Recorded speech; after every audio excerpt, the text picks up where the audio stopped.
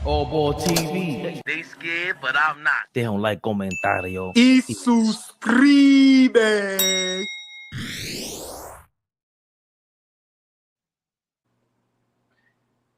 Yeah. We see y'all in the comments. Shout out to Dreamers Pro immediately. Yeah, that big shout out Dreamers Pro, man. That was ill, man. I'm being raw. I love his platform. I've been watching him for some years now. Just to watch him just keep elevating, keep growing. Like, he's killing it so crazy, it don't even make no sense, bro. Like, to be a one-man army, one-man wrecking crew like that. Listen, big shout out to him, big shout out to FYF Sports.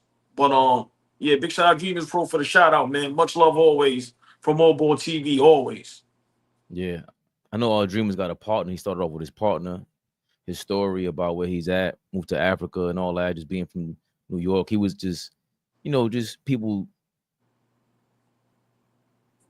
giving you real comments, feedback. Because we always say, like, right now we got 26 people in the building. Yesterday, she was acting funny. He was stuck on 2. I'm looking like, yo, they shadow banning us because we got LeBron on the juice? Huh? That's LeBron problem, not mine. They said he's they're taking people's Instagram down for posting a picture of LeBron pregnant.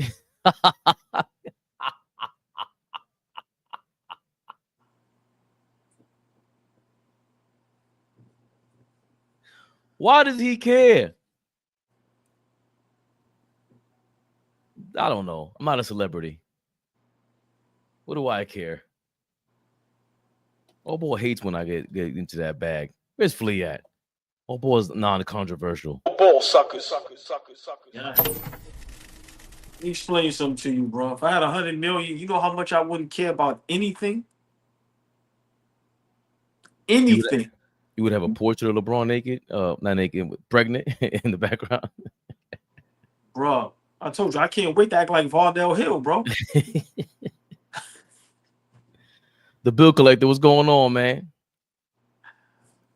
That sounds like he played at the Rucker or something, the bill collector. Herb Young, what you got, an 8-hour stream? Damn. We used to do those. That was back in the days. Way back in the days. Huh? You know who I be, man. You know who I be. Oh, boy. Get right to the swing of things. He sent it in the group chat. Beast of the East. King East. Himself. And of course, before I could even get into the Knicks. Jesus Christ. Okay, niggas is on time. Okay. Hello. The biggest. I'm here. Let's get to it. All right. I'm here. Let's get fucking to it. Let's get fucking to it. Shit. All right. We ain't on BP. Heard you. Heard you. Funny ass curls. All right. Yeah. Yeah, this thing on the screen and chooses violence immediately. My brother, you know I love y'all. Without a second. What up? How does my screen look? Oh, it looks good. You look good. It's maintaining. You look good. Let's see. I tried a new trick. Let's see what happens. You tried a new trick. Somebody touch some fly shit? Nah, I just sat here and sometimes you just sitting down and you just have a chance to just exhale. Yeah, I got you. OG. Rest in peace, the great Whitney Houston. I'm just like, oh, my brain actually works sometimes. Pause. And let's see. Yo, it's true. Ray J was partying downstairs while Whitney was dead upstairs. That's true. Fabian, get the show started, please. Get the show. Oh, thank Darlene, right on time. The beautiful, the lovely, the extravagant, the sexy, the exquisite. Let me be respectful. The beautiful Darlene Bryant is in the building, y'all. Please, man, speak to the beautiful ladies. A heart, a high, a thumbs up. Be respectful, y'all. Darlene Bryant, good evening, baby. Darlene B, what up, baby? Monkey wrench, do not feed into it. Wow. Sorry. I saw it today. It was my fault. You happen to bring up Whitney Houston. Jog my memory.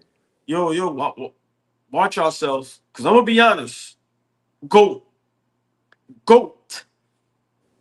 Flee, Monkey Wrench, behave. I ain't got nothing bad to say. One of the best voices I ever heard. For sure.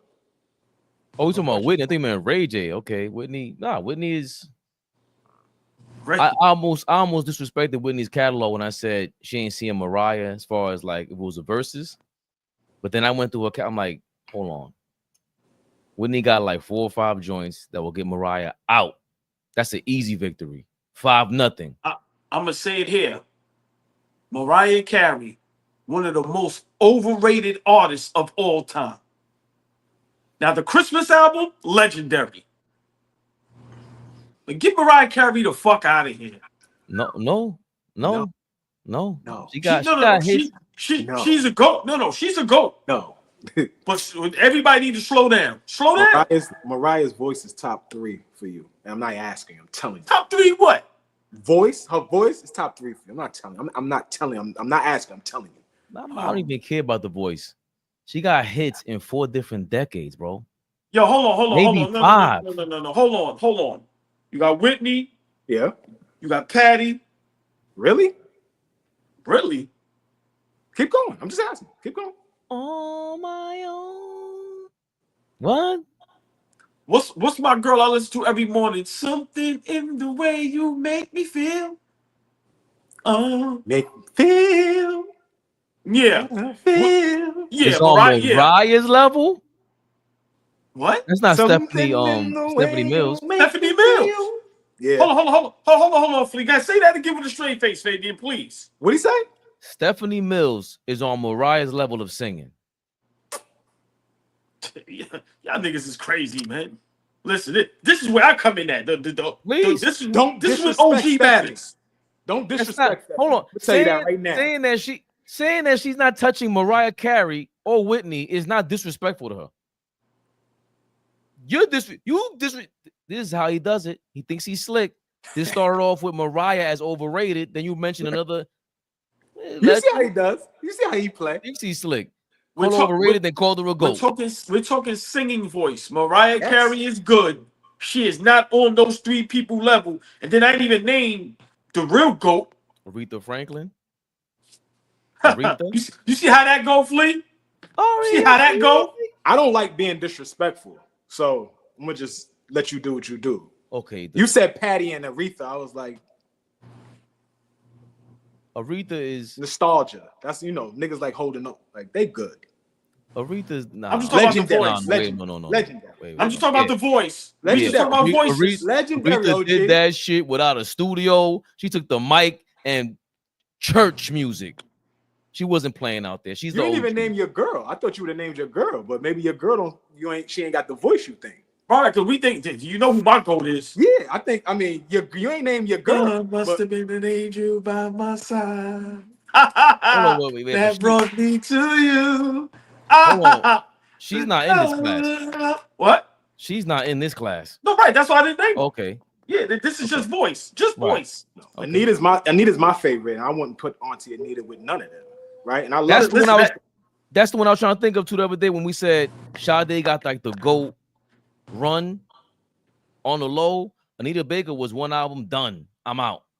That Rapture album is like it's still playing on the radio. I love Anita. The gag gift.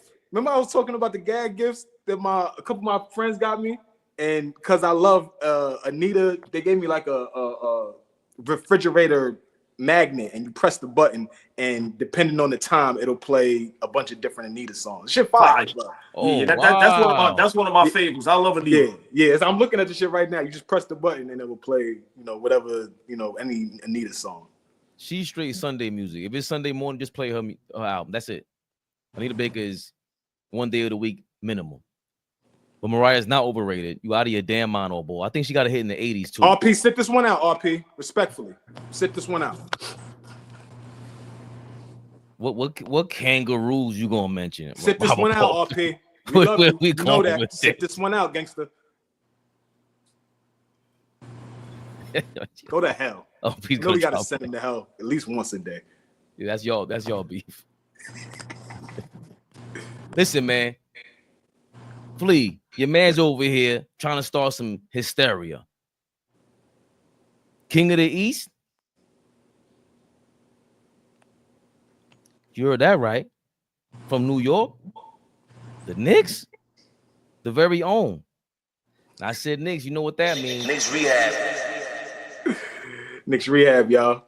Get your Knicks power up, man. Every time I jump on the screen, I got some Knicks power on. Get your Knicks power on. What you got on? A hat? What you got on? You correct. You 100% correct. Can't even argue that. I try to, you know. But you see what you're doing. Yeah, you see what you're doing. The backgrounds. We're doing the right thing. OG, shorts, hat, hoodie. We're doing the right things. We are doing the right things, y'all. The ice cream belly. Yo, what is what's wrong with him? What's wrong with him, OG? That was that shit just bounced. It bounced. No, he bounced. He pulled his shorts up. No, I'm sorry. That was crazy, old boy. Wow. I'm sorry. I'm sorry. That was low. What you said, OG? That's diabolical. That's diabolical. That was a bit much, brother. That was a bit much. I'm sorry. I really hurt his feelings, Flea. Yeah, nah, that was a bit much, bro. I'm gonna sign off. I'll see you guys later. I'm proud. Because you know he like ice cream. Hold on. English just got ice cream in the crib. Like. I don't even like butter pecan. Didn't he say butter pecan? No. What you like? What you like? I forgot. My fault. Let's get off OG. See what you did? You see what you did? I threw him off. Nah.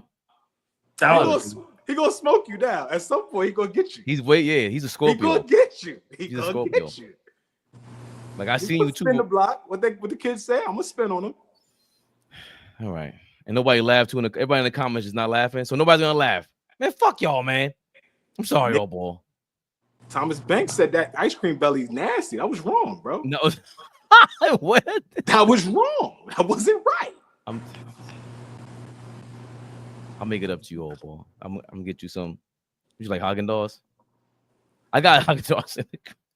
Is it getting worse? Nigga, look at your belly. Nah, it's too late. It's too late. It's too late, Flea. Now he's not gonna get up for like 20 straight lives. I'm sorry, old boy. Yo, Flea. Yo, fuck y'all, man.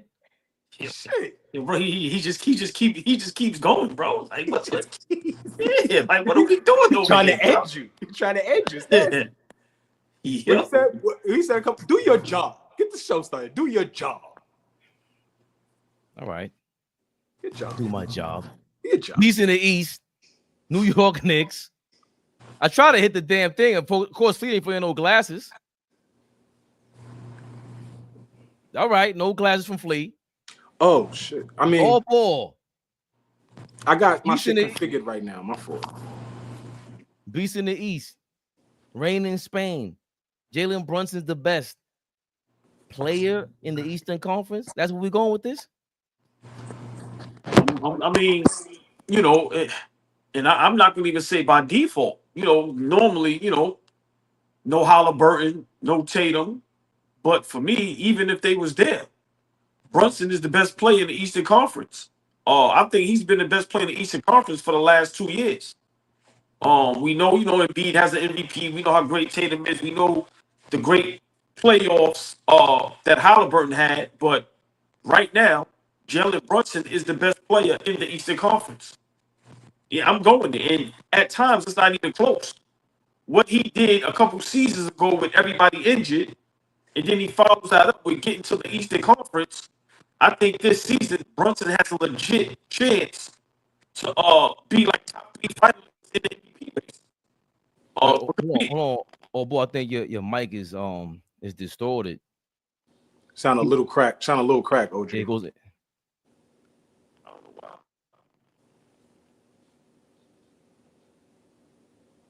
You jump in and out.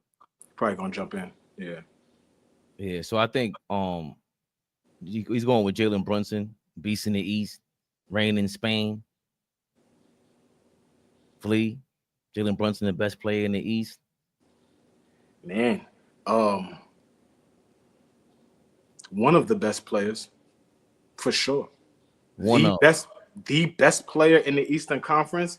It's hard to say there's a better player in the Eastern Conference besides Giannis for me. Right? It's hard to do that. Brunson. Yeah, it sounds bad. I don't know, but I can't even hear you. Turn the mic, shut his mic off, shut it back on. Hello?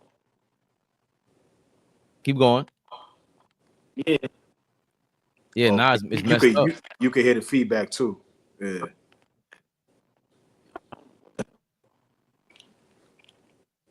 He might be closing Safari.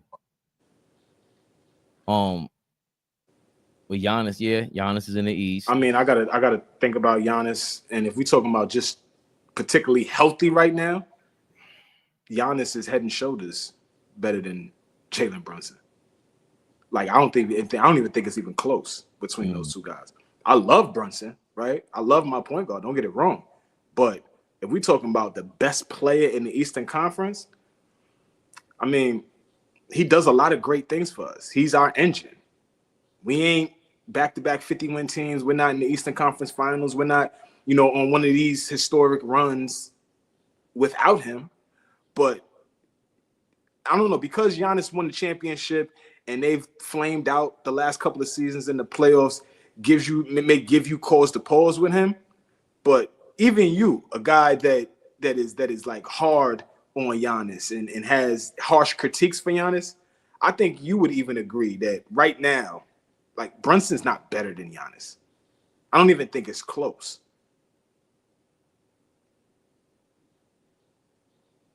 There's a gap, the defensive gap. Good AllBall. Yo. Yes, sir. Good. Be back. Yeah, I don't know what the hell that was. Well, yeah. So yeah. So I think Brunson has a legit opportunity to be a top 3 in the MVP race, especially now this is where Tatum and Halliburton effect comes in, being hurt, being injured, because now if we have the record, 60 wins, that plays a major part in guys being in that MVP conversation. So for me, I think Brunson is the best player in the Eastern Conference. I'm tired of, I get Giannis, his numbers is out of this world, but let's be realistic.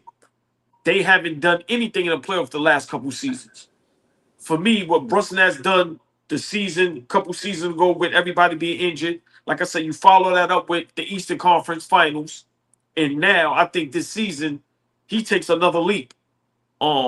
Especially like I said, if we got the in the bracket the wins, if we can win 60 games, I don't see why Brunson isn't the best player in the Eastern Conference.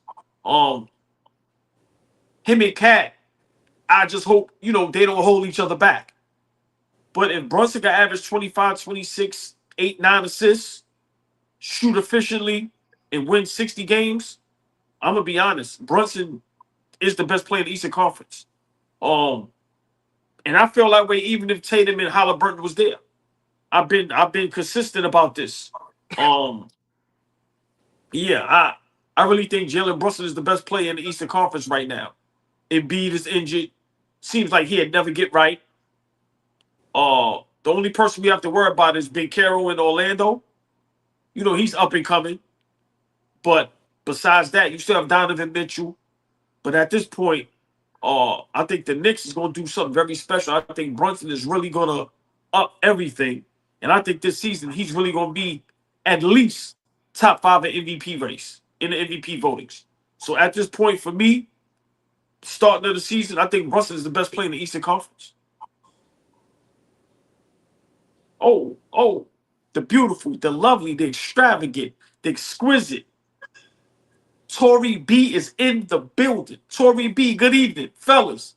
Say hello to the beautiful ladies, man. They are in the building. Yes, indeed. Lock to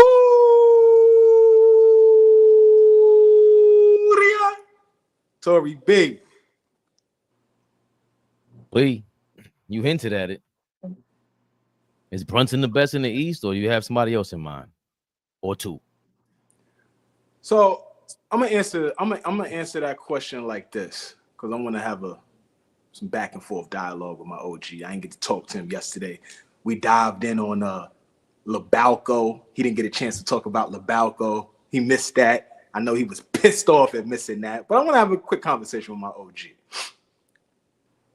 You know, he's been talking to us a lot about make the move, go get the guy, right? Don't be scared.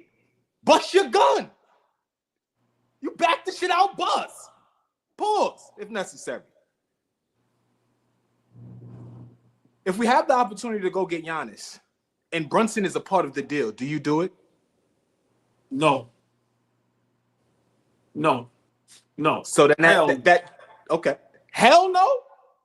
Hell no. Now, if we're talking straight up, that's something to think about. But if we're talking Brunson being in the trade with someone else, hell no. Because we have an MVP candidate type player, just like Giannis is. We have a guy that gets us to the playoffs, that gets us to the Eastern Conference Finals, like Milwaukee has with Giannis. Hell no, I'm not doing that. Now, if we're talking straight up, you got to have the conversation. I still would be skeptical of doing it, but you have to have the conversation because just of who Giannis is, you can't turn your nose up to who Giannis is. Right. But if we're talking about Cat and Brunson or OG and Brunson, no, hell no. Okay. And that's why, I just wanted to start the conversation there because I wanted to see how serious you was about if Brunson is the best player in the Eastern Conference. Because if he is the best player in the Eastern Conference, then no, you don't do that deal. I think you're nuts. Like, I think you're insane, right? But that's me. I think Giannis is still the insane about what? Insane about Jalen Brunson stopping any kind of potential deal for Giannis Antetokounmpo. For me, Brunson, nobody on the New York Knicks roster is going to stop a deal for Giannis. That's where I stand with that. If we had the opportunity to get him, there's not a guy on our roster that I'm going to be like, I don't know if now I'm not talking about gutting the roster. I'm not talking about a Brunson Cat OG deal. That's ridiculous. I'm not saying that. But what I am saying though is ain't nobody that they can call that they call right now and says, yo, the deal starts with Cat. The deal starts with Brunson, or the deal starts with OG. There's nobody on the team right now that I'm hanging the phone up if they say the deal starts there. Not one person on this Knicks team, if we're talking about Giannis. And so that's why I'm trying to say that Giannis, to me, is the best player in the Eastern Conference. And I think it's by a mile right now. Do I love our point guard? I think he's amazing. We are not where we are without Brunson. But just in terms of just greatness and who's the better, who's going to affect winning on a night in, night out basis, I think Giannis still has it. It don't look good over the last few years that they haven't been able to get back to the championship. I mean, to the finals or win a championship or even make a deep playoff run. I get that. So there's cause to pause. I think when you jumped off, I said it. There's definitely cause to pause and things that you got to look at Giannis and say, yo, what's up, nigga? What's been going on the last 4 years? But if we talking about like just the best player, I still think it's Giannis. And then let's not even talk about when everybody's healthy. Jalen Brunson might be 5 or 6 when everybody's healthy. Am I bugging? Well, if Embiid is healthy, Tatum healthy, I got Brunson over Halliburton. I think that's not even a question for me. But everybody healthy, Brunson might be 4, 5, or 6. He ain't top 3. Well, I mean, we all have a right to our opinions, and to me, sure. even if he's 4, 5, 6, being at that height, being very limited defensively, not athletic, I think that's a great thing for a guy like that to be top 10 in the NBA as far as one of the best to ever do it. Oh, for sure. But I'm gonna be honest, Brunson affects the game just as much as Giannis on the offensive end. We've seen what Brunson is capable of doing offensively. he's nothing short of spectacular. And when he's on, he's unstoppable. We know the numbers. We ain't got to sit up here and preach about it. But for me, you know, I think if there is a talk for Giannis, I think if the conversation starts with Brunson, then you hang the phone up. It's almost like with the Philadelphia 76ers. Allen Iverson, the effect he had on that city, on that team, that is what Brunson is doing. If you're calling to make a trade and they ask for that guy, no, we're not doing that. Listen, I think Brunson has proven it for the last couple seasons. The David and Goliath. You have all the Goliaths in the East. You have Embiid, you have Tatum, you have Giannis. These guys are 6'8", 6'9", 7 foot. You have Halliburton at a tall, a height advantage. And Brunson, every year, just seems to be right in the mix with those guys. Putting up the numbers just like them, affecting the game on the offensive end just like them. And now he's having the Knicks to where we're talking about championship contention, Eastern Conference Finals, clutch player of the year, in MVP race, All NBA, starting at the All-Star. So for me, I'm being honest. I think Brunson at this point is untouchable and best player in the East. I get what you're saying, Flea, but for me, it's some new blood out there, and I think Brunson is the guy. Embiid had his time. Giannis had his time. I think now you have guys like Donovan Mitchell, Halliburton, and I think Brunson. I think right now those are the guys that's going to be the best in the East. I think these other guys, they ship has sailed as far as being the best in the Eastern Conference. Brunson is the guy. It's going to be interesting to see him with this will be a fourth season with the Knicks, right? Yeah, Carlisle, Kid. 4. This ain't the third. Lost to Miami, lost to Indiana, lost to Indiana. I'm talking about playoffs. So, all right, so just the fourth. Correct.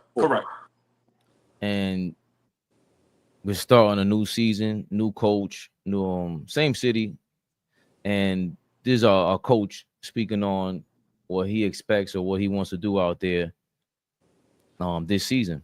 Offensively, I think a lot of people know we did it in Sacramento. I like to play fast. And so we're going to try to play fast and make sure that the floor is spaced the right way. And then defensively, we want to have a sense of physicality without fouling. We want people to feel us, and we want the fans to know that we're going to give multiple efforts on that end of the floor. It's interesting because, like, you were known early on as a defensive coach, but that Sacramento team had a historic offense. So what has changed with you when it comes to offense? It's certainly you still are a defensive guy. Nothing. I mean, we're going to still put the same amount of time on that end of the floor as we do offensively. We think both ends are important. And, with the length of this team, I'm looking forward to implementing some of the things that we've done in the past. Well, you say length. So they say in this league, no wings, no rings. You've got plenty of wings here on this team, Mikal Bridges, obviously, OG Anunoby, Josh Hart. How do you plan on utilizing these wings? Well, first of all, because I want to give my man Leon a shout out. Leon, I'm giving you a shout out for making sure that we do have some length and we have wings. But, those guys, they're versatile. That's what I like about them. They all want to win. They all play hard. And with the versatility that they bring to the table, it's going to give us a lot of options on that end of the floor. Well, there you have it. He spoke a little bit to what he expects, but most importantly, just the spacing on the floor. Not sure if he had that with the Mavericks. They passed the ball around a lot. When Randall was here, first 2 years, it was similar until we got OG and they spread the floor. We looked amazing. And that's what he seems to want to implement. Not gonna lie, I hate the way he talks. I don't know if it's forced. I don't know if it's like, the other day when we first heard him, boy, he sounded like Obama. Today he sounds like Al Roker to me. Like he just like it's like an impersonation. It doesn't sound like because I got to be real. If this is who Brunson got to listen to, Jayson Kidd, he's a sneaky dude. When I hear Jayson Kidd talk, he just comes off like he's not even saying what he wants to say. But I could tell he sounds like I feel like I'm wasting my time here at the press conference. But it looks like he gets along with his players well, and he knows how to speak to I've never heard nothing but respect about Jayson Kidd. Same thing with Carlisle. I don't think Carlisle minces any words. They come off authentic to me. And, you know, Brunson does put on a performance too, obviously on the court, but, you know, with the press conference and with the roommates. It's going to be interesting to see how he can help catapult Jalen Brunson to a top 3 conversation of MVP. Because once you do that, then you could really be in a conversation with Giannis. Because Giannis is shoot in. He's penciled in every season as a top 2-3 MVP candidate. And Brunson isn't that. It feels like the right team has to be around him. Tyrese Halliburton, to me, is not like that's not a easy call between him and Brunson. It never was to me, because Tyrese Halliburton, he doesn't have Cat and all these other guys around him over there in Indiana. They just started getting it together. Giannis, Halliburton, and if you with the guys that are other guys who are healthy, I mean, if Embiid is fully healthy, back to normal, then yeah, another guy who's penciled in as an MVP candidate. So that's tough, but he's not healthy. You can't rely on Joel Embiid, even in the playoffs. So what does that even matter? So you can X him out, but it's only Giannis, Halliburton if he's healthy, and who else is really in this conversation? Like I think that in itself, I'm always talking about that. I hate the fact that I sound like I'm giving people second place trophies, but he's not supposed to be in this conversation. The way he wills himself, again, with you stress Mamba mentalities, you know, super Kobe fan Flea. You know me, he earned my respect. AllBall's a super Kobe fan also, but I just think about people like the Derrick Roses of the world that just are locked in. And, you know, I don't think he's the best. I don't think he impacts the floor on any side like Giannis. I think Giannis is just, he's damn near 7 feet, bro.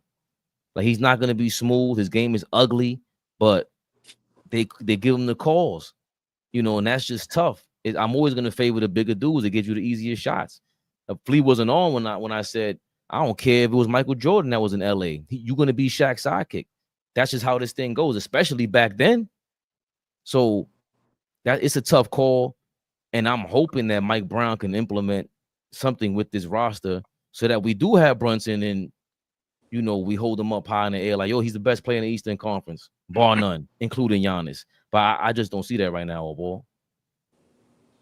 I mean, I hear both of y'all, but I watch guys like Isaiah Thomas.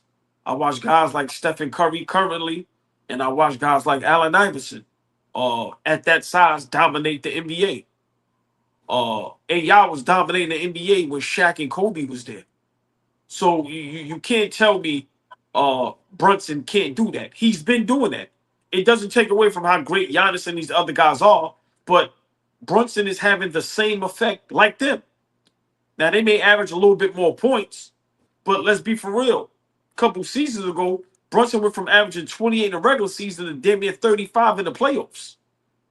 So, I mean, I get what y'all saying, but I'm going to be honest. I think he affects the game better than all them guys offensively. Now, Fabian, y'all got me. Defensively, that's not even a conversation.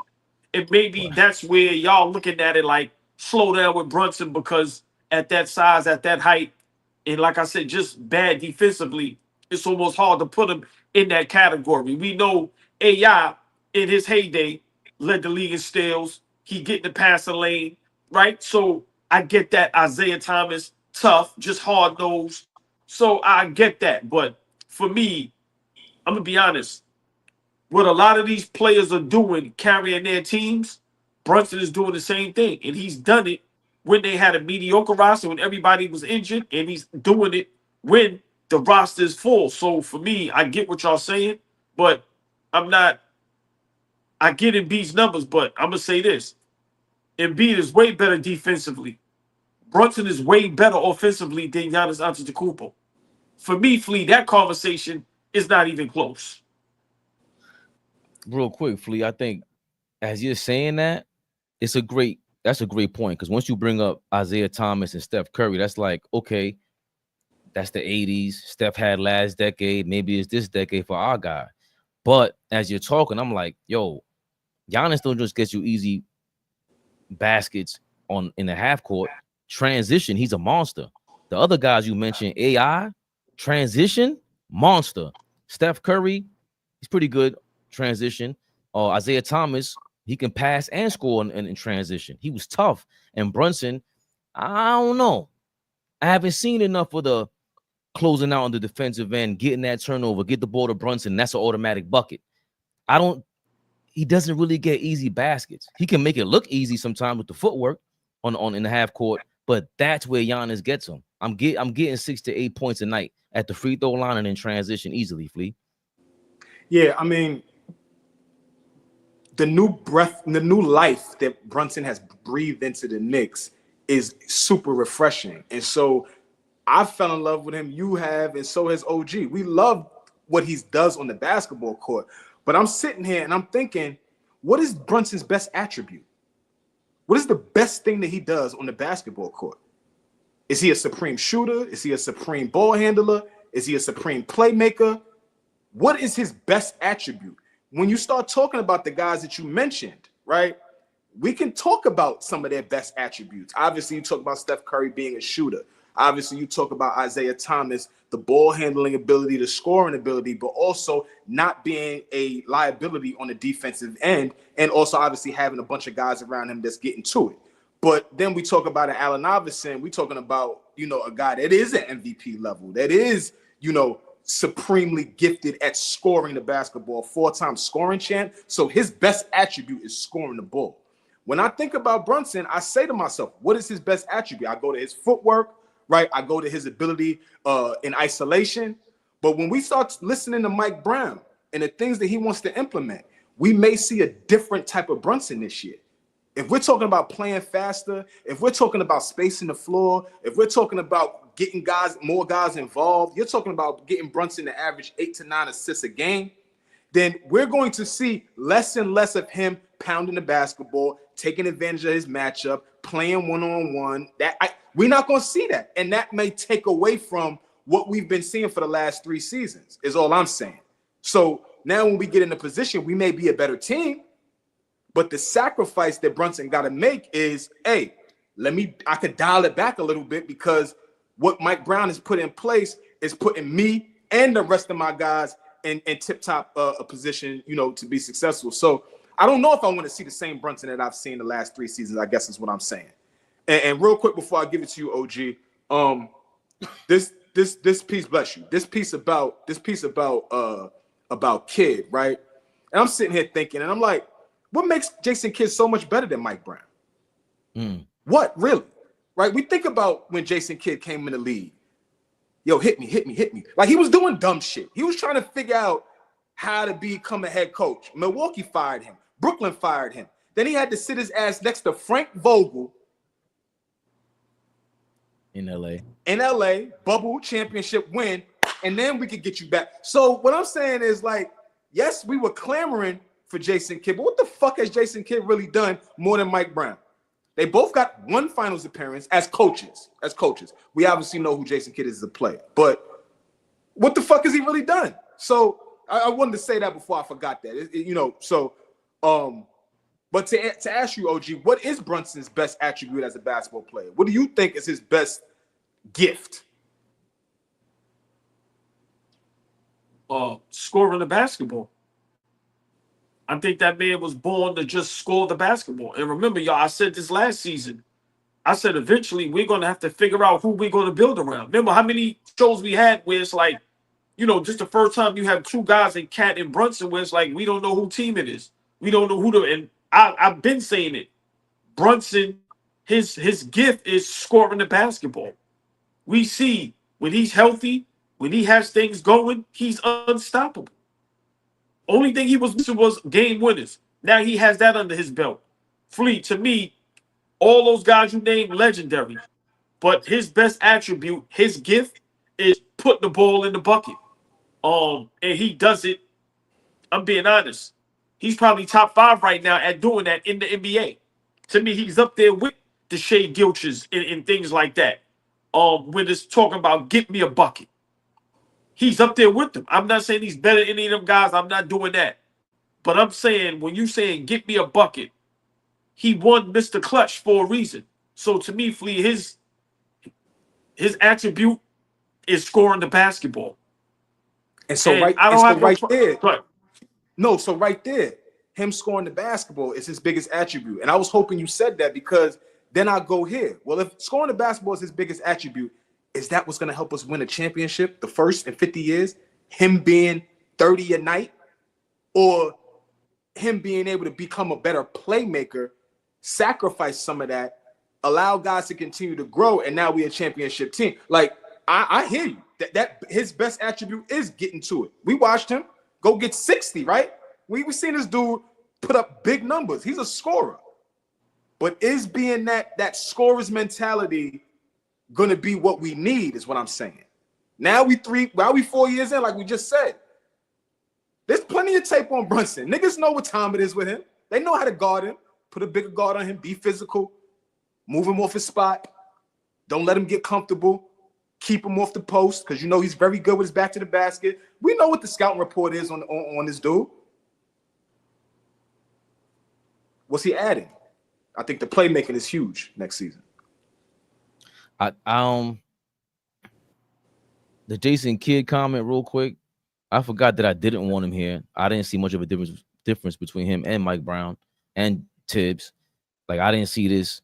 I just feel like in terms of communication, it feels like he got more respect from the players. I think I get more respect from him, but I respect Tibbs too. I respect Tibbs when I hear him talk more than Mike Brown. Just the delivery. But Jason Kidd as a coach, I didn't care if he was, but we've seen him with Brunson in the conference finals. We saw Brunson with Tibbs in the conference finals with a team that I thought was worse than the previous year's team. So that team should have made the conference finals with Randall, and if he was healthy and all that. Everybody agrees with that. If Randall and OG and all these guys were healthy, they had a chance to put Boston on the ropes. And that was with Brunson being Brunson. So I think somehow we're getting confused again. We're forgetting this thing with Brunson is like, he's not just some selfish one-on-one player. I think that happens when you don't have the right coach, you don't have the right system. If Mike Brown's going to implement something, it doesn't matter what Jalen Brunson scores. He just has to make the right plays. That's it. Of course, he shouldn't hog the ball. Now, if we start seeing him hog the ball and we're running different sets out there, it's going to be obvious to us. But when Randall was there and OG first got here, they were swinging the ball around. When he was going crazy with Dallas in the first round, and he beat, it wasn't the Clippers. I think it was Utah in the first round. 3 games, and Luka sat down for 3 games, and he carried them. Then Luka comes back. They beat Phoenix. They get to the conference finals. He was there. There was no talk about him hogging the ball. So I think that's getting overblown now because he's a one-on-one scorer. And, I always criticize Carmelo all ball, but Carmelo really didn't have the right team for 4 or 5 straight years. He didn't. So I wish I could find that clip where Carmelo said, bro, Brunson ain't just going to pass you the ball. He's a killer. And I knew he would recognize that. Like, bro, I'm not just passing you the ball just because that's the play. I work on this every single day. This is what I do. What do you do in practice? When he told Shumpert that, like, bro, I'm going to shoot over 3 people. That's what I do. You talking about? You want me to pass you the ball? You don't get paid for this. And Brunson is showing and proving, turned down $100 million. Nah, man, he's unselfish in a lot more other ways than we're giving him credit for or not giving him credit for. And especially on the court, he's totally unselfish with somebody like Randall, who so many people were saying was a locker room problem. That's what the thing was. But on the court, even with him being some sort of cancer in the locker room, he was still able to perform with them. We still saw Cat having an MVP month in December. That's his teammate. He was letting them rock. He was letting them live. But there were moments we were like, yo, Cat ain't stepping up. That's why the whole argument was had between us. Bro, ain't nobody stepping up. I don't mind Brunson going crazy. One of y'all got to do that. Take the respect from him. You have to earn it from him. So I like the fact that he's a killer and he's unapologetic about who he is. I respect players like that all the way. I get, flee out you offline, but the Carmelo thing, I criticize him a lot. What I don't criticize him for is coming to New York because he felt like coming here, willing to accept the challenge and just being himself. He never apologized for being a one-on-one scorer. This is what I do. What y'all gonna do about it? You think you as nice as me? Go prove it. In practice, come bust my ass. He's gonna pass you the ball. Like, you know better than me, Flea. If we're on the same team and we watching practice, somebody's busting your ass, number one guy, we gonna start looking at you like, yo, Flea, pass that rock, man. We gotta see what homeboy got in the regular game. So, Cat, hopefully Mike Brown, really, if we can get Brunson going off ball or whatever the case may be, he still may average 30 because he might have better shots to take this time around with a better system around him. Yeah, I think. Go ahead, OG. I'm sorry.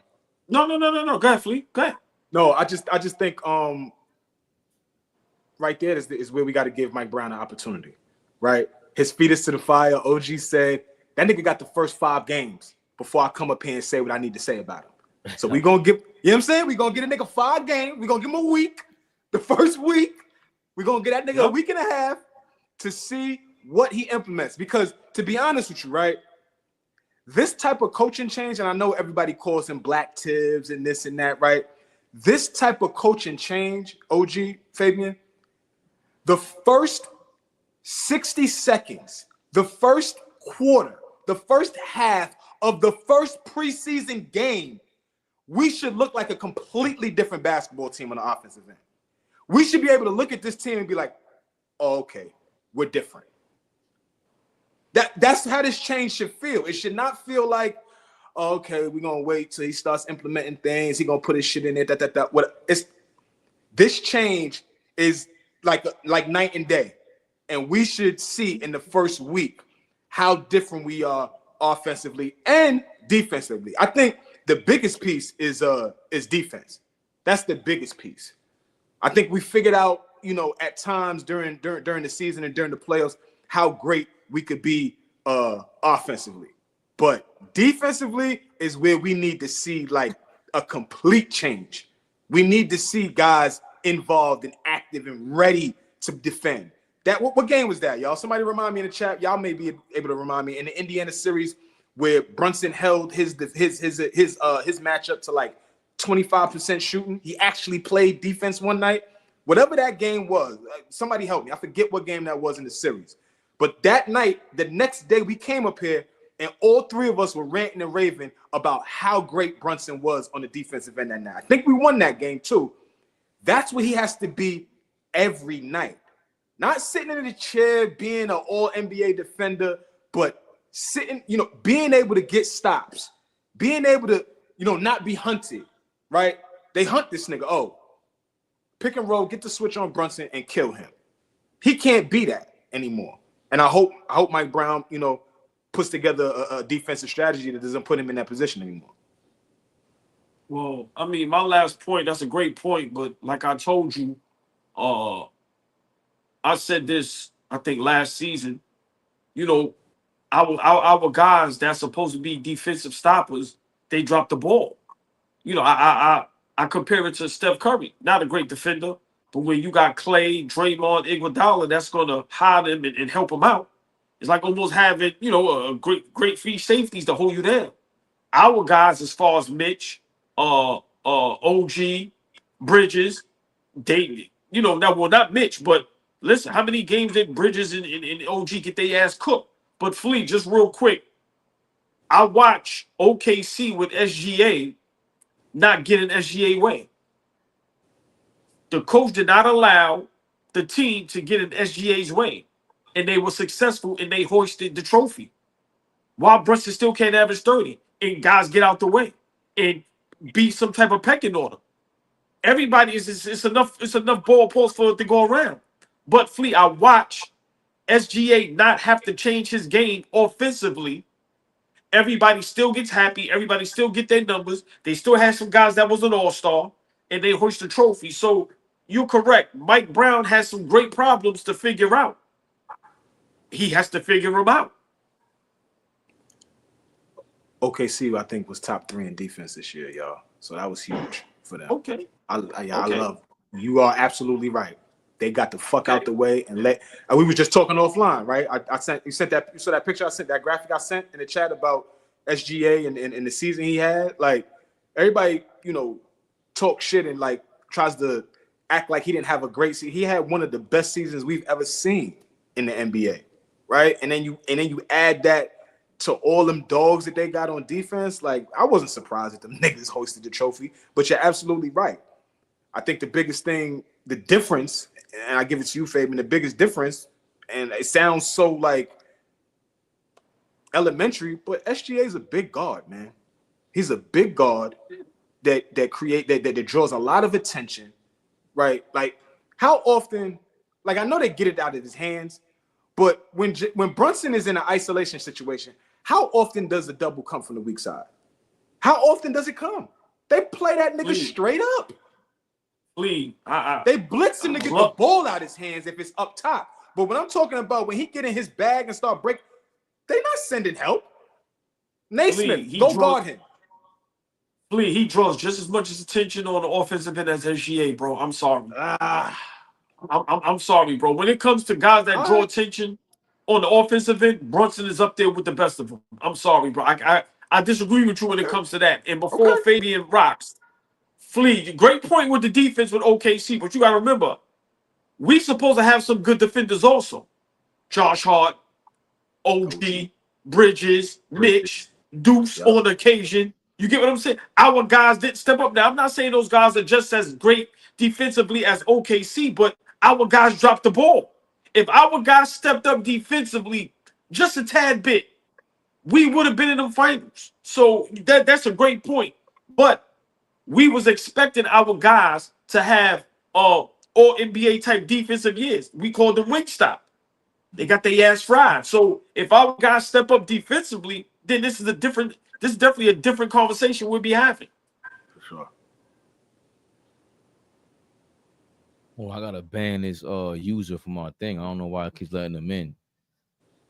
Stop with the bullshit, bro. Like, if you're gonna be in the comments, chill out, man. I ain't with all that shit. We love to have fun, but y'all be disrespecting each other and all that. I'm not with that. Cause I you know, ain't nobody face to face, man. It's all love, man. Nah, that ain't love. That's fucking stupid. No, I see what's going on, but yeah. But then you know, you try to read the comments, you know what I'm saying?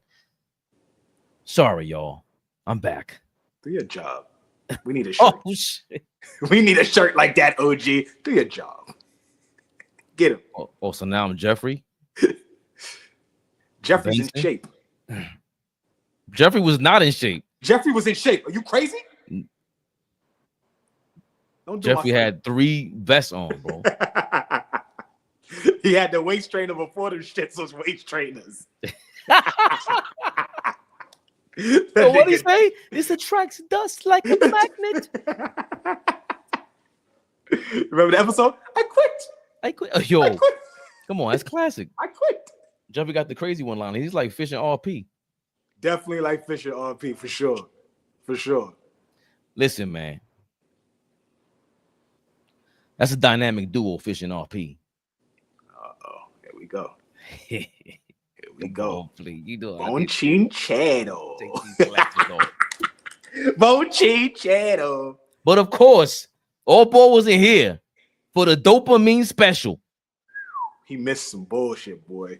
I know he would have been in his bag. He got to get going, so I got to get whatever he says within the next couple of minutes. Yes, sir. Let's get to it. Because Kyrie's online dropping bombs. I hope you don't flag us for that, YouTube. Sporting Big page. Kyrie. I'm sorry, I ain't seen a sporting page in a while. Big shout out to sporting page. Shout out sporting page, man. One of the only 3 people I talk to on Twitter consistently. I don't know y'all. I don't want want to Ryan too. Go ahead. Is it showing? Yeah, y'all see it. The 7-11 duo of me and KD will never be topped. Kyrie Irving on him and KD on the Nets. Wow. 11 duo of me and KD will never be topped in terms of just being on the court with somebody that special, right? So let me get that disclaimer out. All right. Let me get that disclaimer. I play with a lot of great players, but playing with KD, that was OD. All right. He's one of the best of all time. I don't know. I like Kyrie in his bag. Sometimes I'm sorry. I like my nigga in his bag. Fuck it. Fuck it. I like my son in his bag. Oh, bullshit. Where's Scotty and Mike at? Oh, boy. Shaq and Kobe. Let me be quiet. OG, go talk to us, OG. What you got for us, man? I didn't even read it that way yesterday, but of course, you threw the curveball. It's like, yo, hold on. I didn't even peep that. Best all time, nothing. Me and KD is OD. That's OD. Won a championship with LeBron. Go ahead, OG. Go ahead, OG. I mean, at this point, get the phones and the laptops out these niggas' hands, man.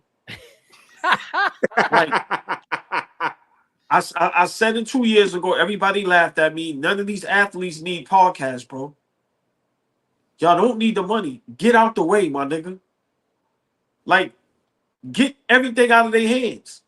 So for me, I'm not even gonna go with, you know, greatest duos, right? Because that conversation, you know, I'm being honest. You know, y'all named some great guys, but let's really think about the Splash Brothers in their prime. They was a whirlwind in the NBA, right? Like, we ain't even got to go to Magic, Kareem, and Mike and Scotty. Like, we ain't even got to do that, right?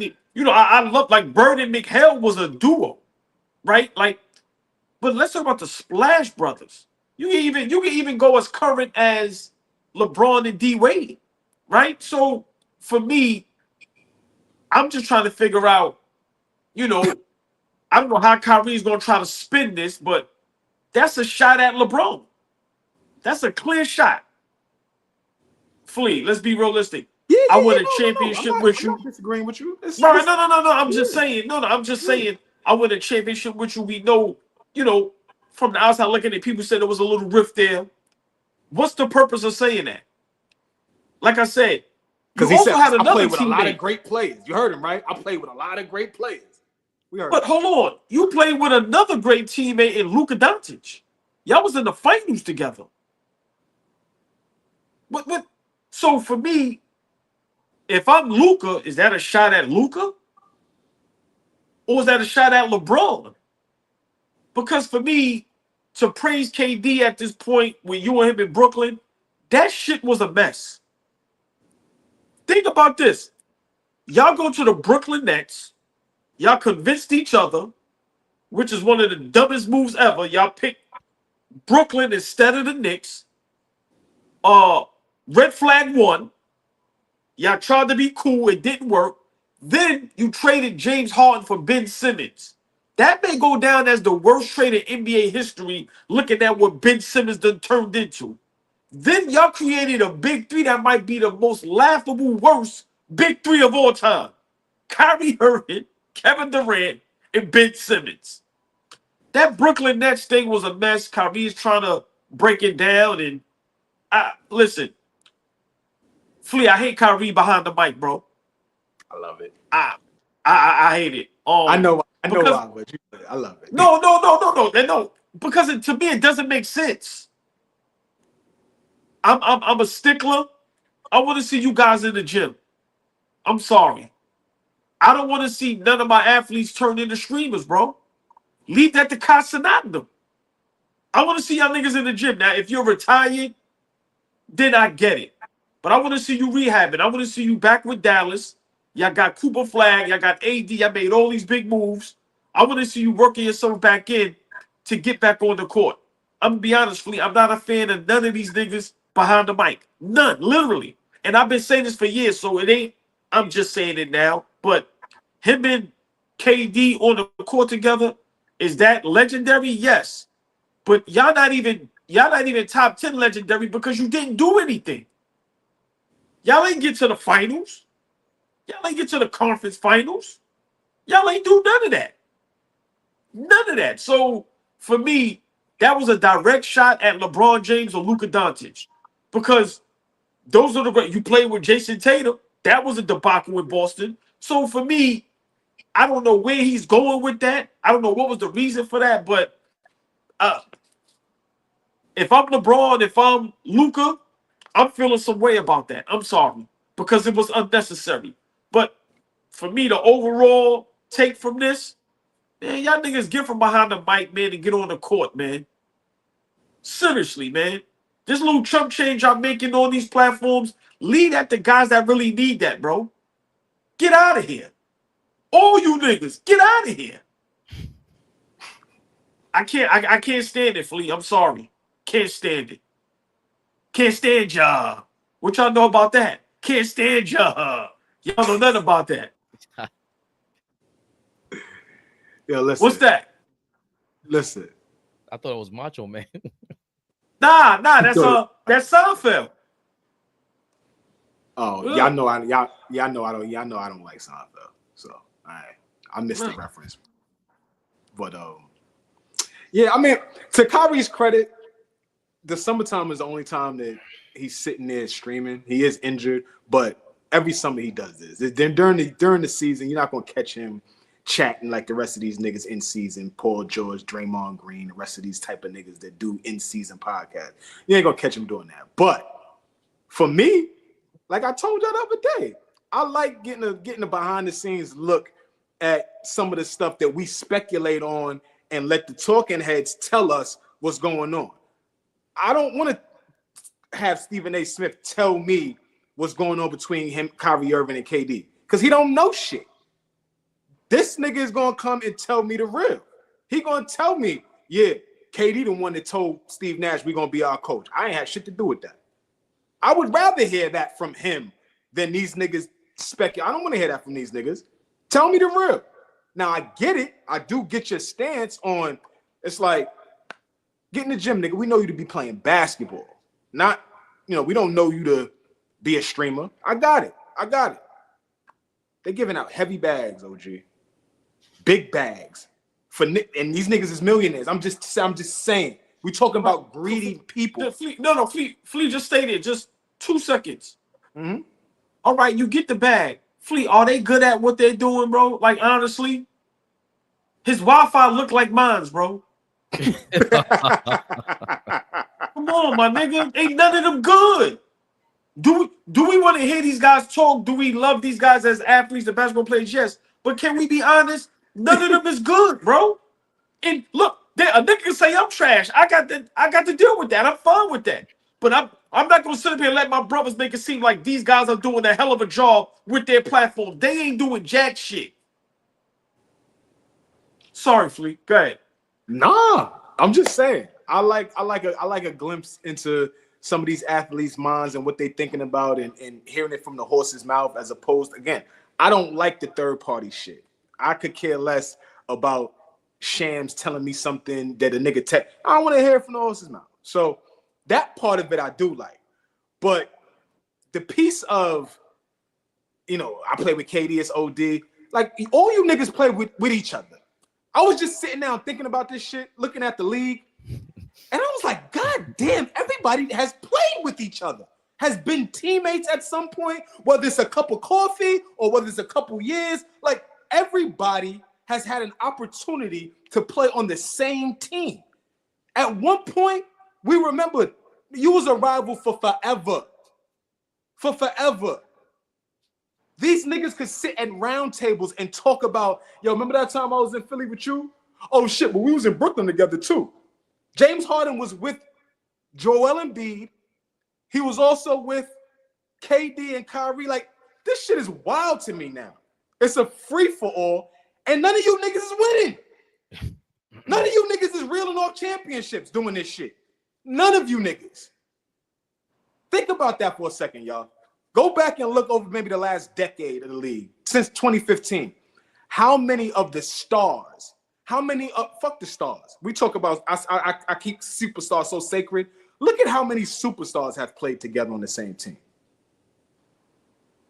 And now everybody got pot shots at each other. But nigga, you play with some of the greatest basketball players of all time on your team.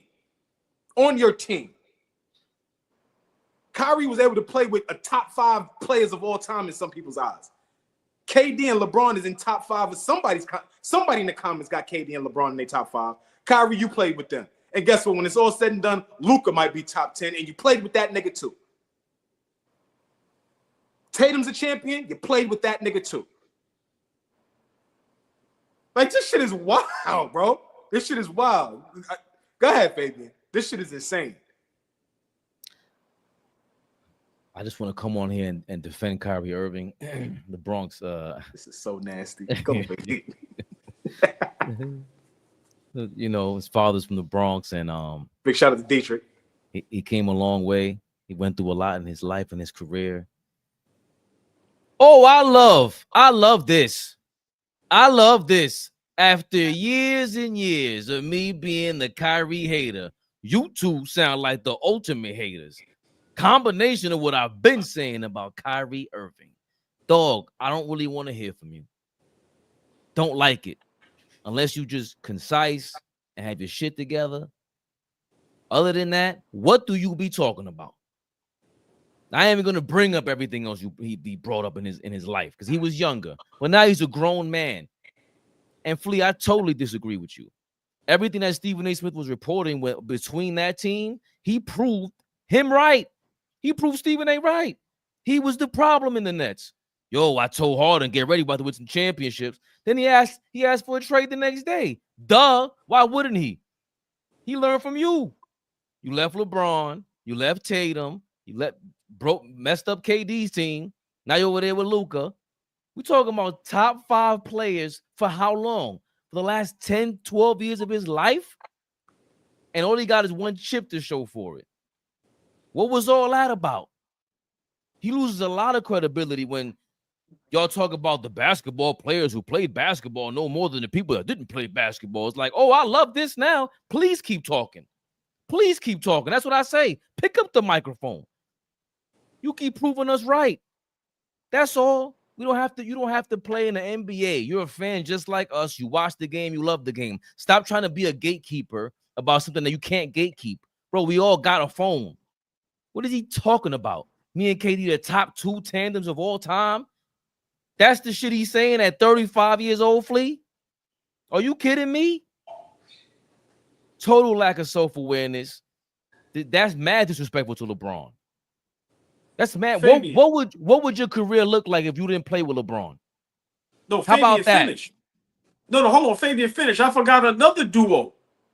They're not better than Curry and KD.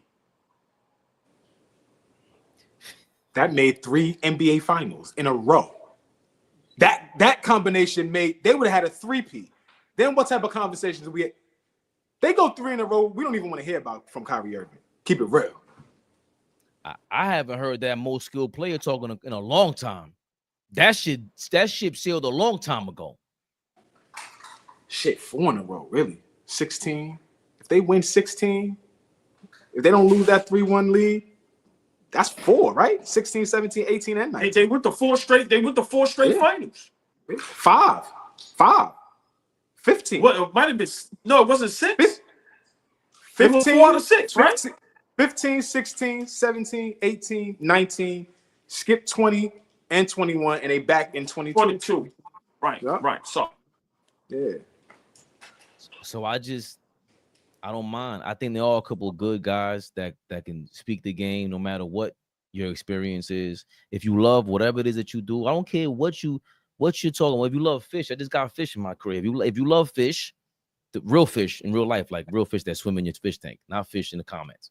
If you love fish too, you can follow him and then see dissect his comments, and you'll get a good gauge on what the hell when he's funny, when he's not funny, what comments you like, what comments you don't like. To me, they're trying to make it so exclusive about basketball. Yo, dog, all boys say it all the time, bro. You ain't cure cancer. You ain't do none of that shit. Knock it off, bro.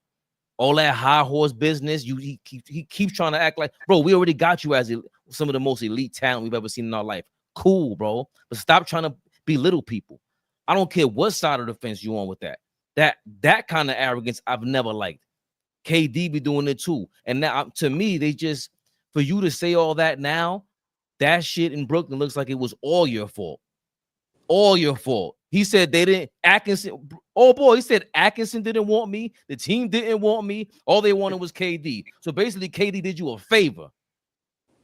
He did you a favor, and you still said, man, fuck it. He doesn't look good doing this. And my last point with all this, KD, LeBron, Kyrie, all these superstars. We were flaming Kawhi last week about this, but they don't have accountability. They totally lack it. The reason why you can't be looked at as greater because you don't hold yourself accountable. We trying to hold you accountable, and you look at it like it's a problem. Like you're the only ones in history that we've ever tried to hold accountable. No, we did it with the greatest. That's what it is. That's what it is. That's the thing with the Kyrie thing that him streaming and all that. I love it now because, again, like I've been saying, you just exposing everything I've been thought about y'all. And I like you, but it's hard to really listen to you. It's hard to take you seriously. You ain't sitting there with anybody challenging you. Who's challenging you with these thoughts? Draymond's the only one who will sit down and that's why I got to give Gilbert Arenas his props. He'll sit there and let his man flame him. Them guys will sit there and curse each other out. So Kyrie's not doing that. He's not doing that.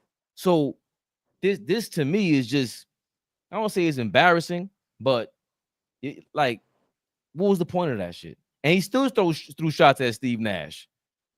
He still found time to shoot shots at Steve Nash, a rookie coach. He wasn't good. Neither was the Nets, the entire Nets tenure between him and KD. And most of the reason why is because of him. How did you allow Steve Nash? How did you give him a chance? Like you talked about it, Flea. You always bring this up. Y'all keep talking tips. Y'all go play ball. And you sound nuts right now because when they hit a stride, we just finished talking about this the other day. But okay, you have amnesia now. You said it yourself. They were insane when they hit a stride. When Harden, Kyrie, and KD hit a stride, very short, but when they hit a stride, them niggas, it was a movie out there. It was they were a tough team to beat. A 1,000,000%, but now we're talking about things that you can't control, which is your health. So when they were all healthy, it was time to play. But that's not what we talk about when we say persevering. While we respect Brunson, we asked that last segment. We respect Brunson because he perseveres. He shows up every day. You could rely on Jalen Brunson. Kyrie Irving was not to be relied upon, bro. That's just a fact. He couldn't rely on him in Boston. He dipped on Cleveland. He dipped on the Nets. There's more stardom. There's more stardom to Kyrie Irving. And the reason why we love Jalen Brunson so much is because there's not a lot of stardom to him. That's our guy. We love him. And we don't expect him to do none of this prima donna shit. But let me tell you two niggas right now. When it's year 5 and this nigga decides to say, I had enough of New York City, and he goes elsewhere, you two niggas are going to be all over him. We made you, nigga. You leaving us? That's going to be the energy from y'all niggas. So don't talk about, oh, Brunson is so humble and this and that. Fuck out of here. Brunson ain't got the stardom that none of these niggas have right now. And he could play low-key, be the king of New York, because he ain't a LeBron, a KD, a Kyrie, a Luka. He ain't one of them. Shea, he don't have that. He don't have that behind him yet. So when he dips off into the night, whenever that is, you niggas be cool and let him go where he needs to go. And what did Kyrie do with that superstardom? When? I rest my case. All ball. You have the floor. No. I mean that I love Flea. I don't know what that was for. Just to be honest with you, that was a Kyrie Irving move. I don't know what that was for, right? But let me, Flea, I want your answer to this. He's knocking Kyrie Irving for doing what he wanted to do, with moving around and all of that shit. I'm just saying, when Brunson decides to move, I don't want to hear shit. No, but all right, but let me ask you this. Let's try to stay on topic real quick. Kyrie Irving said, remember, Kevin Durant didn't say this. Kyrie Irving said, him and KD, one of the best duos, one of the greatest players he ever played with. Cool. Do you think KD feels the same way? Who do you think KD would say was a better duo with him? Him and Westbrook, him and Curry, or him and Kyrie? See, that's what I want to know. Okay, you may feel like that, but does KD feel like that?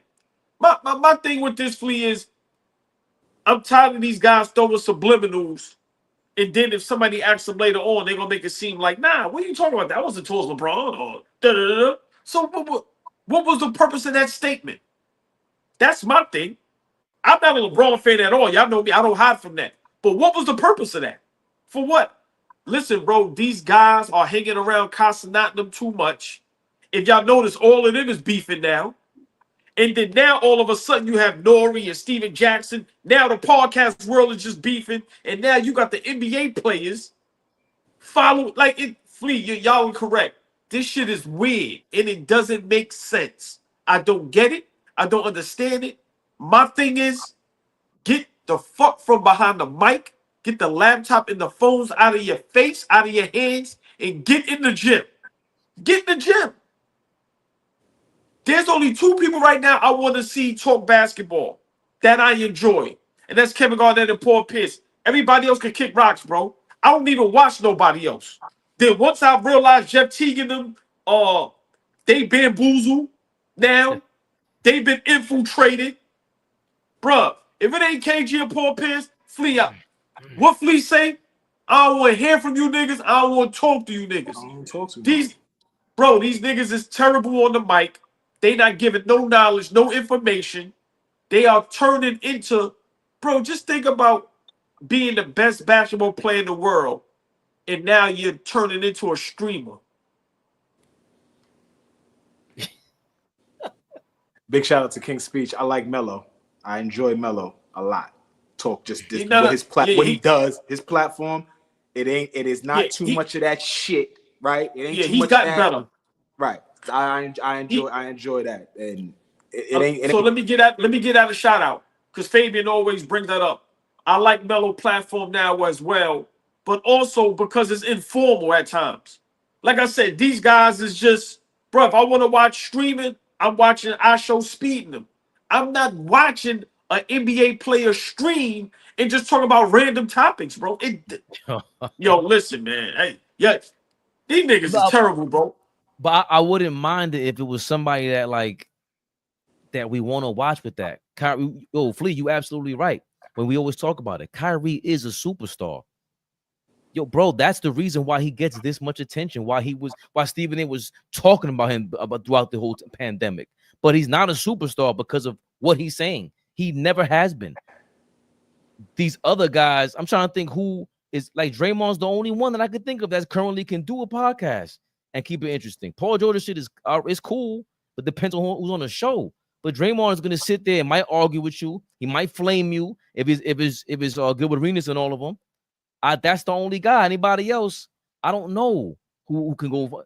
Who's the Barkley of it? That's why they're saying Draymond could be the next Barkley of this era, because Barkley was the guy. We the best. We the best. Young Padawan. Let me tell you, we the best. We the best on the mic, on TV. We the best niggas you hear talking basketball. We the best. Young Padawan. Fuck type of name is that? Who named you? Your mama named you that? Padawan? Hit that like button, y'all. Fuck is that? I'm that one. I'm that one. Anybody else in the comments will tell you I'm that one. Don't try to play nobody up. We the best niggas talking basketball right now. You don't like it? Goodbye. Goodbye. Goodbye. He's kissing people goodbye. These niggas be slick talking and love everybody, but be cool. Be cool. OG is fire. Be cool. Flea said, I see you. I see everything, baby. I don't comment on everything. I see everything. I'll be honest. Draymond Green shit is trash, though. I disagree with you, Fabian. We can have that conversation another time. That nigga shit is dirt, bro. That shit's like, these niggas shit's like watching dry paint, bro. I'm sorry. I disagree with you on that one. Sorry. No, I mean him talking on a mic and going back and forth with somebody. Like sometimes he's boring on that. He does come off authentic, but he's the only one that I see him at post game. He sounds amazing, especially when they challenge him. The best thing about Draymond is that he's willing to sit there and go argue with somebody or go back and forth with them. Everybody else just feels like it's always some cop-out answer. It just does. But I've seen Draymond have great moments, but then I've also seen him sound ridiculous. So, you know, but if either way, to your point, that's 1 out of 300 people in the NBA. That's a bad percentage, man. Y'all gotta give that up. I don't know if it's a bad comment. I was trying to replay the thing too. Just real quick. Giannis Antetokounmpo, he was, you know, you seen him at our show Speed, and I think I seen him with Costin before too, and he was like, "Yo, I want to do this." Can y'all imagine listening to Giannis Antetokounmpo talk and stream for over an hour?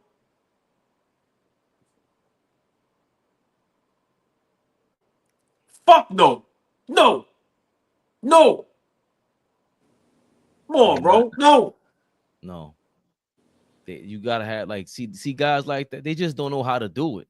I can see Giannis doing skits and shit like that, but streaming is a different caliber. Streaming is you hit the live button and you over here just being entertaining. He's not that entertaining. He ain't that entertaining, and I don't know which one of these guys would be. I'm with you all, boy. We got a couple more minutes to talk about Kuminga, or we gotta get going. I got a few. We ain't gotta stay on it too long, but I got a few. Jonathan Kuminga. Okay. Oh, real quick before we go there, my brothers, who was the first to say Mind the Game was going to be trash? You. That's all I want to say. Flea, that point something percent. Who agreed with you though and said it was trash? You said it first, but who agreed with you and said it was trash? Do you watch it? Do I watch it? Yeah. Me. You asking me? I Yes don't want to or no? answer first. You asking me? Do I watch it? Flea, when you open up your phone and Yes. you go to YouTube, Yes. do you go to Mind the Game or does it come up on your algorithm? Which one? Neither. It'll come up on my timeline. Fuck out of here. It'll come up on my timeline. He always want to be different. Flea, that shit trash. Stop it. Stop it. Grown niggas up there drinking glasses. That shit is garbage. Glasses of wine. Be an adult. Glasses of wine. You mean? That shit is a cold pile of garbage, Flea. Y'all niggas ain't never sat and watched the whole episode. How we know it's trash? First of all, I was watching with JJ Redick and I broke it down cleanly. We don't need LeBron on there. JJ does that shit by himself already. I mean, I love JJ Dolo anyway, so I mean. Exactly. We don't need LeBron on there. Ron don't need to be in that space. He None doesn't need of them do. Exactly. He don't need to be in the talking space. Flea, none of them do. He don't need to be in that space. And his barbershop show is garbage. Big garbage. Why? What makes Because they all just glaze. They all just glaze each other. Bro, that's all everybody do. Flea, it's a barbershop. No pushback. That's how we talking the barbershop. Oh man, get off my lawn. Look at these two niggas. Get Flea, off my lawn. Your grass just got cut. We will. The kids won't step on the lawn, old niggas. Sorry. Get the ball off these niggas' lawn, y'all. Yo, the most belligerent dude on the screen is sitting here talking about an old man on the lawn. Get out of here, Flea. You would not talk. You do not talk like that in the barbershop. Just real quick, the barbershop. I'm gonna give it a buck. Hold on, real quick, OG. No, I don't watch Mind the Game. I don't watch it. Like, I'm not gonna sit here and tell y'all that I watch Mind the Game. I don't. That equals trash. Fabian, let's get up out of here. Let's talk about Kuminga a little bit. I ain't even got to go no more. No further.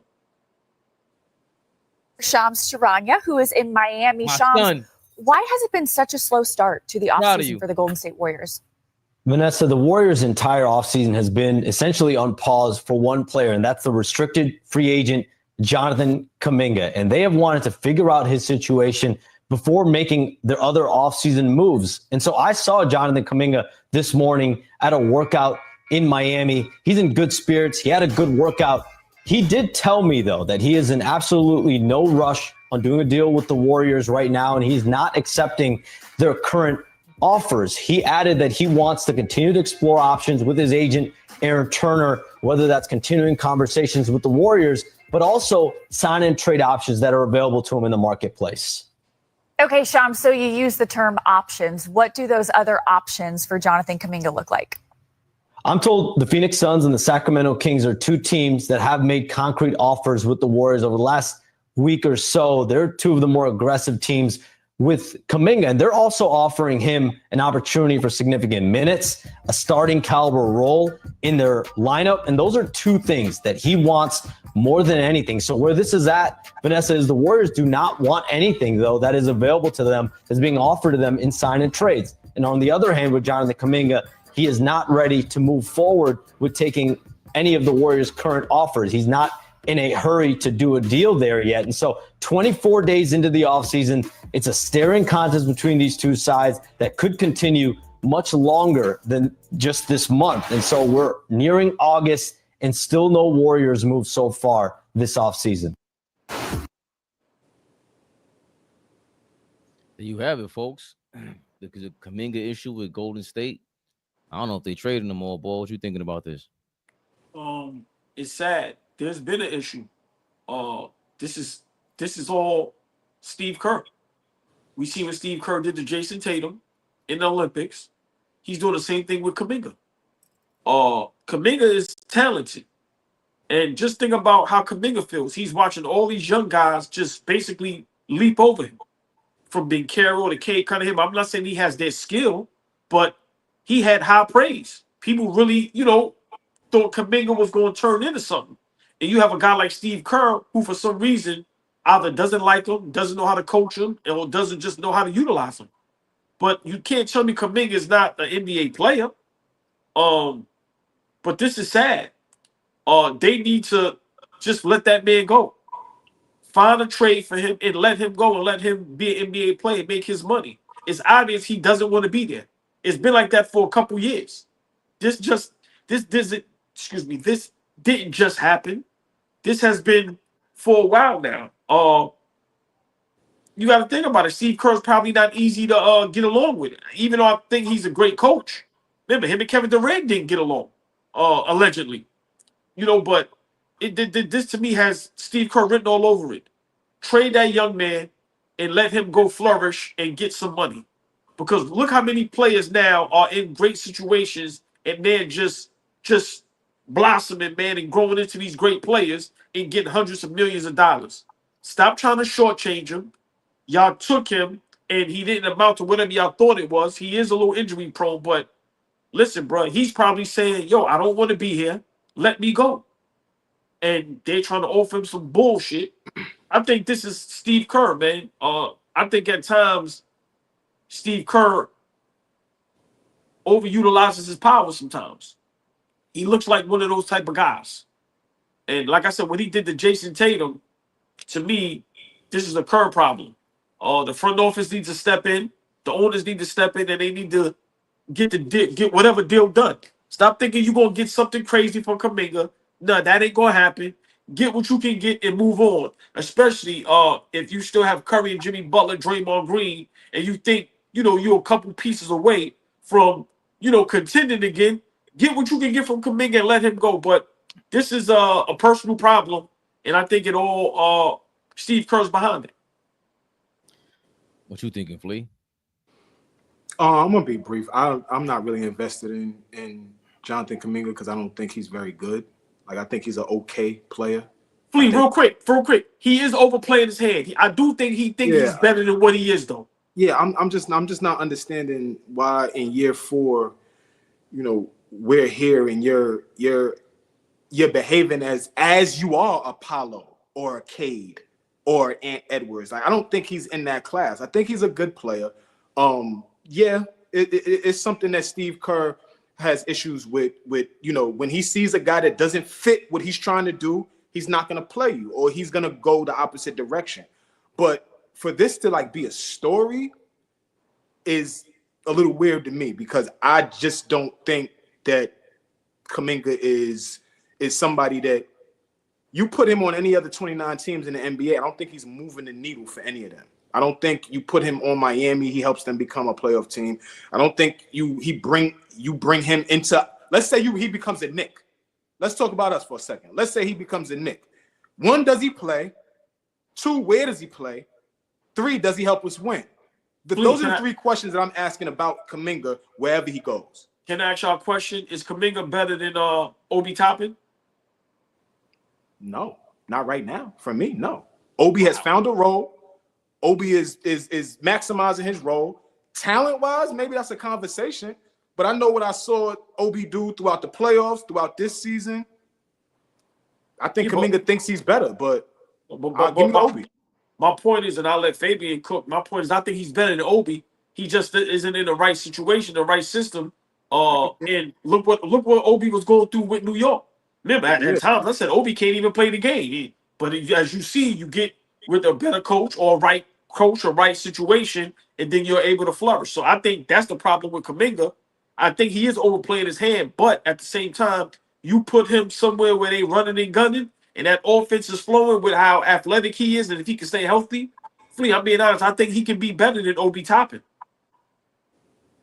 I think we haven't seen him as nothing, like you said, his style that fits his a system that fits his style, and an open court style with the Pacers. I mean, who wouldn't flourish on Indiana? I just didn't even think of that team. I'm thinking of the Spurs. They want to get rid of Fox. 3-team trade like that. I'm pretty sure they're looking for a big man. They could go after, I don't even know who now. I think all the big guys got taken up. But I don't know what to think of them because we barely see them. And confidence is a lot with these guys. All I'm hearing these NBA players, like look at Michael Beasley now with just I've always thought, a lot of this is self-inflicted, but it's also some people, that's a hard thing to handle at 19, 20 years old. Everybody's not going to be Michael Jordan, have Nike, have two parents, have a team around you to help you and polish your whole career path. Everyone doesn't have that. I don't know if Kuminga has that. We think is Golden State that it should be picture perfect for him. And the way Draymond talks about him is like he got to stay in there, young fella. And the way he's talking about, I don't know how patient is Draymond. I mean, he knocked out his teammate. Like, we don't know how intimidated you could be with your other teammates. And then with Steph Curry, I don't know if he's really there to, help you, like to really be there for you. He got his own ecosystem that he's running. Like there's a lot of independent gears and parts to Golden State. They got rid of Klay Thompson. He was his own entity. And Jimmy Butler, his own entity. I don't know how Kuminga is really going to flourish there, especially with the way Steve Kerr talks about it too. He doesn't sound like he wants Kuminga there. If I'm being real, like for you, Flea, to say that, like if he doesn't fit my system, then that's how Steve Kerr coaches. So you're not going to make any sort of adjustments if he was that talented. Because to your point, AllBall, the fact that we don't know you're better than Obi Toppin, that means we haven't even seen you adjust to whatever the coach is trying to implement, and then the coach is not implementing something for you. So how are you going to figure that out? And Flea, like you said, I don't want to spend too much time on this, but these are topics that I think can turn into something great. That's why I love us and I love our platform, because we can go somewhere different. Let's not act like there aren't coaches that ramrod players. Like let you know what I mean? It'd be something personal. Guys don't like each other. So maybe him and Kerr got something personal going, because let's be honest, the kid is talented. I'm not saying he's SGA talent. I'm not going that far, but the kid is talented. I think this is something personal, and Steve Kerr is fucking him over. That's how I really feel. He's doing him dirty. Let's not act like we've never seen this before, where a coach doesn't like a player and he's going to purposely do you dirty. I think that's what's really going on. But it being twofold, that Kuminga thinks he's somebody that he's not, right? Okay. They've had several role players come through that organization and just be a part of winning, right? Why? If they see him, let me ask y'all this: if he's a likable guy and somebody that is coachable, right, and that we can mold into a player. If Steve Kerr saw him and drafted him, and he walks through and they have Steph Curry, Klay Thompson, Draymond Green, why doesn't anybody see, damn, maybe he could be Iggy? Maybe. They don't feel like that. They don't feel like that. Sean Livingston was huge for them. Barbosa, huge for them. Harrison Barnes, huge for them. I'm naming guys that knew what their role was and flourished in their role to help this team win. Guys Klay Thompson was out of there, frees up minutes. Like they were freeing up minutes for him. And I just don't think he's a selfless enough player to play in the system that they looking to play in. You got to be able to pass the ball. You got to be able to move without the ball. You got to be able to give up a good shot to get a great shot. Is he that type of nigga? I don't think he's that type of nigga, and he don't fall into what Kerr is trying to do. I'll end it with this. My favorite parts of, like, when the Joe Budden podcast, when that shit is streaming through my Twitter, my favorite thing when they talk about is the music business and business in general. My favorite part of what Gilbert Arenas, when they start talking, is about the business of the NBA. And when they talk about how Golden State is only benching Kuminga because he's a whatever kind of draft pick he is, and if you give him more minutes, then you got to offer him more money. And they said the same thing about Dante DiVincenzo when he was here. That's what Gilbert Arenas was banking his money on. Bro, he's scoring way too much to go back to the bench. He's looking for more money. He doesn't want to go to the bench. So this can also be totally intentional by Golden State to not want to pay him, and Kuminga just being frustrated with something that he may have been promised. You know what I'm saying? Like, I was about to say that too. They might have promised him something, and now look, it's good, Fabian. But I was just thinking of that. I agree with Monkey Wrench. Why the fuck? Jonathan Kuminga better than Cam Reddish? I think so. Okay. Yeah. I mean, especially scoring. He can get inside the paint. I think he scores better than Cam Reddish. I don't know about defense, like defensively, and And another podcast I gotta give a shout out to is the All the Smoke podcast, bro. Their guests are amazing. They just had Gary Sheffield on there. That shit is amazing. As soon as I saw the name, I listened to it on the entire thing on the way home. The way he broke that down, he went to all these different teams. You know, he's known for being tough. When we went to Atlanta, they promised him something. Or when he went to LA, they promised him a deal. And when they sat down, they changed up on him. He was like, yo, that ain't what we talked about. So these ins and outs of the business, we don't really know. But we do know that there's people have to go through whatever it is. And Kuminga got to get over all that. Bro, get a jump shot. You got to figure something out to get on that court. You're clearly talented, but I think Flea's ultimate point is, bro, if you ain't getting over the hump, because Flea hates blaming the coach. Even though we're saying this guy don't fit Kerr's system, Flea hates blaming the coach. He's like, bro, go figure that out. Because this coach shit, what you just said, what y'all talking about right now, that shit goes all the way down to college recruiting. When I was getting recruited, the niggas sold me a drink. Yeah, you're going to be able to compete for minutes. You're going to play. We going to build you into this player. I'll tell y'all offline, like I will tell. They will sell you, and when you get on campus, shit is different. And it goes all the way up the chain. You on the professional level, you getting paid for this shit, they're gonna tell you what the fuck ever they want to tell you. And when you walk through them doors and you get in that locker room, shit might be a little different. Like you saying, Fabian, it's the business. I'm gonna say this, and for me as it. Steve Kerr has the power to not play him.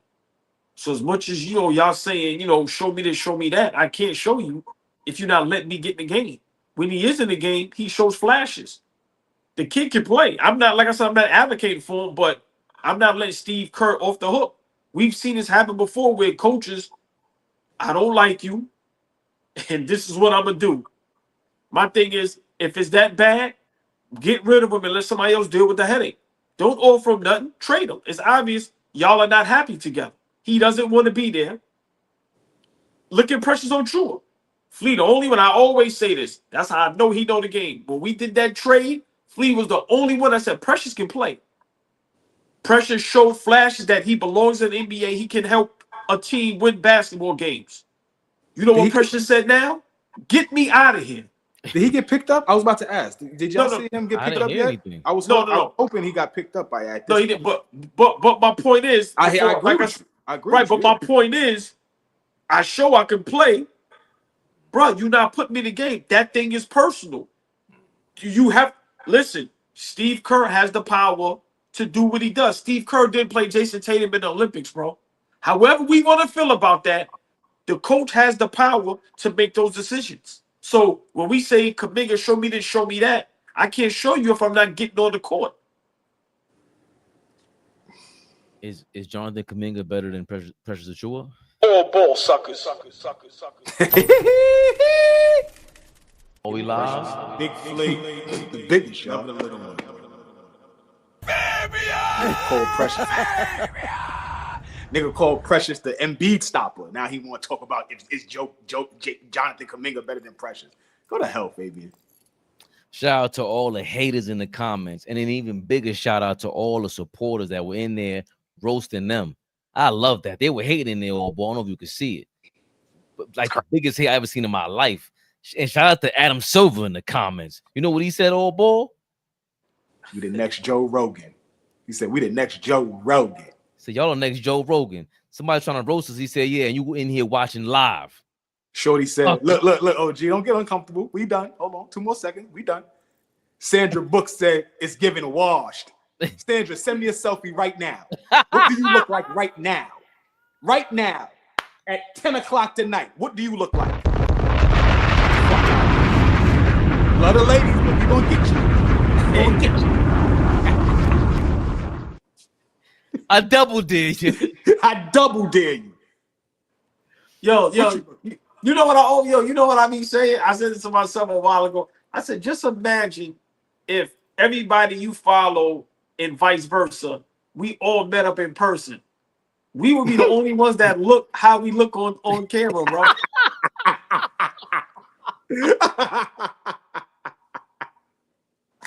And Fish, Right. But you know where I'm going with that. Like, listen, I don't know how to do filters. I don't do none of that. I'm 5'8". I'm 183 pounds. My hair is listen. But I guarantee your fly always has to just imagine if 1,000 of us met, bro. You'll be looking like you and so and so. Talking like that. I see the filters in your Abby on a YouTube Abby.